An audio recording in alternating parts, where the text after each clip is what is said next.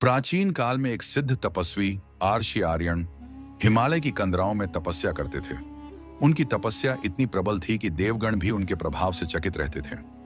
एक दिन भगवान इंद्र ने उनकी तपस्या को भंग करने का विचार किया, क्योंकि आर्षि के बढ़ते तेज से उन्हें स्वर्ग पर खतरे का अनुभव हो रहा था। इंद्र ने अपनी योजना के तहत स्वर्ग की सबसे सुंदर अप्सरा तिलोत्तमा को आर्षि की तपस्या भंग करने भेजा। तिलोत्तमा ने सुंदर युवती का रूप धारण किया और आर्षि के तप स्थल पर पहुंची। वहां वह नदी के पास बैठ गई और फूलों की माला बनाने लगी। उसका सौंदर्य और मधुर स्वर चारों ओर फैलने लगा। ऋषि आर्यन ने अपनी आंखें खोलीं और उस सुंदर युवती को देखा।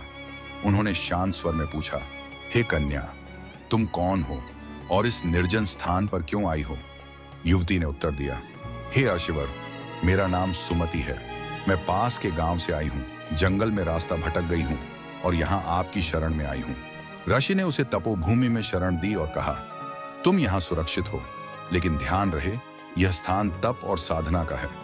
तुम्हें यहां संयम और शांति बनाए रखनी होगी। कुछ दिनों तक सुमति वहां रही। उसने अपने सौंदर्य और मधुर वाणी से आर्षि का ध्यान आकर्षित करने का हर प्रयास किया, लेकिन आर्षि ने अपनी तपस्या और आत्मसंयम को नहीं छोड़ा।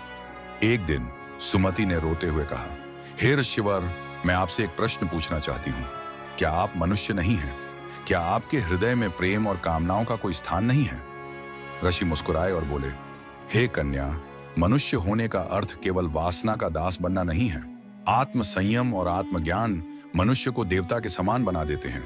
तुम्हारा सौंदर्य नश्वर है, पर आत्मा अमर है।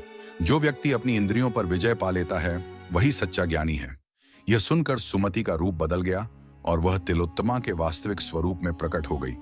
उसने आर्षि से क्षमा मांगी और कहा, हे ऋषिवर, मैं आपकी तपस्या भंग करने के लिए आई थी, लेकिन अब मैंने यह समझ लिया कि आपका संयम और साधना सच्चे अर्थों में अद्वितीय है।